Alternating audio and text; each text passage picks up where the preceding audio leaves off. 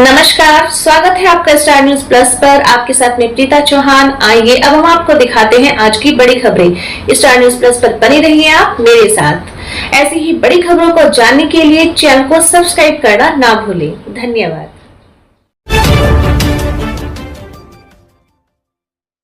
उलझे विकास कार्यों पर सियासी घमासान, आमने सामने भाजपा कांग्रेस।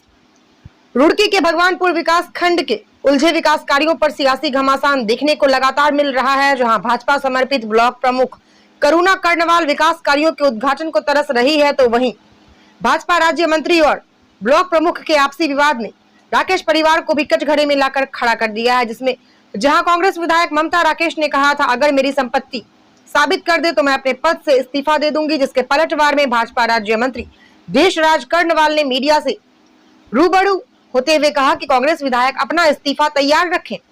दरअसल आज भगवानपुर विकास खंड के कई गांवों में सड़कों का फीता काटकर शुभारंभ किया गया, जिसे लेकर आवाम कुछ राहत महसूस कर रही है। देखें स्टार न्यूज प्लस के लिए उत्तराखंड के रुड़की से एमडी चौधरी पूजा रानी के साथ श्याम सुंदर की ये रिपोर्ट। विकास कार्य रुकवाएगी, चाहे वो इस ब्लॉक का ज्वालापुर क्षेत्र हो, चाहे कलियर क्षेत्र हो, क्योंकि विकास में बाधा बढ़ने वाली ममता राकेश, मैं उनको बताना चाहता हूं, ये बादी वाला गांव है, नोकरा ग्रंट का मजरा है। लगभग 9 लाख की जो मेन सड़क है गांव की, उसका शिलान्यास आज हमारे प्रधान कंवलजीत जी, हमारे बीडीसी सदस्य मिथुन जी, इन्होंने किया है। और हमारे जो कमेटी के सदस्य हैं राम सिंह जी और प्रतिनिधि मिंटू मास्टर जी, मैं यही कहूँगा कि आज चाहे वो ज्वालापुर विधानसभा हो, कलियर विधानसभा हो, इस ब्लॉक के अंतर्गत जितने भी गांव आ रहे हैं, उन सब में काम हो रहा है, सब में बोर्ड दिख रहे हैं।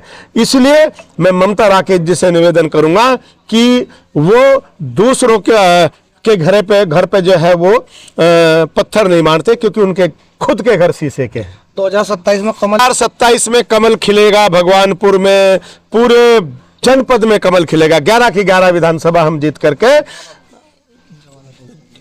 11 की 11 कह रहा हूं मैं, 11 की 11 विधानसभा जीत करके हम सरकार बनाएंगे प्रचंड बहुमत की। और ऐसा लगता है ममता जी जैसी विधायक अगर रही तो वो आसान हो जाएगा, विपक्ष भी नहीं रहेगा कांग्रेस, क्योंकि ममता राकेश जी के कारनामे, उस परिवार के कारनामे ऐसे हैं।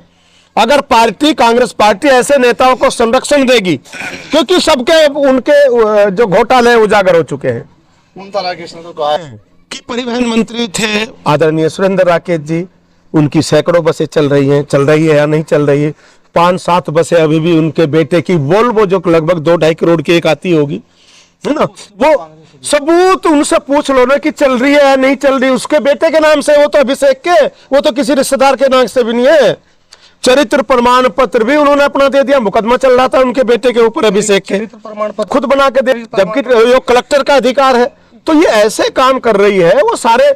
आप आदिल साहब, उन्होंने मुझे अनपढ़ कहा, उन्होंने मुझे दिवालिया पागल कहा। मानसिक बीमार बताया। मानसिक बीमार कौन है?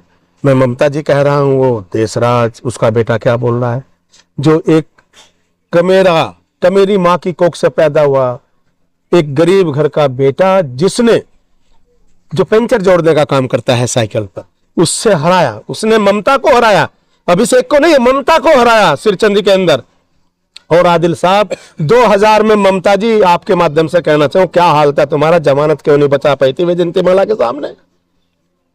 पागल इसलिए हो गई कि 2000 की वो हार, शर्मनाक हार, जमानत जब्त वाली हार ममता जी को सामने दिखाई दे रही है। संपत्ति आपको पता है, देहरादून के अंदर स्टेन क्रेशर, यहीं पर इसी क्षेत्र में, ज्वालापुर में, यहीं पर, ये कौन सा बुग्गा वाला क्षेत्र में स्टेन क्रेशर है, सुबोध राकेश के नाम जमीन है। और रामपुर तिराहे पे ममता राकेश के भाई के नाम जमीन है।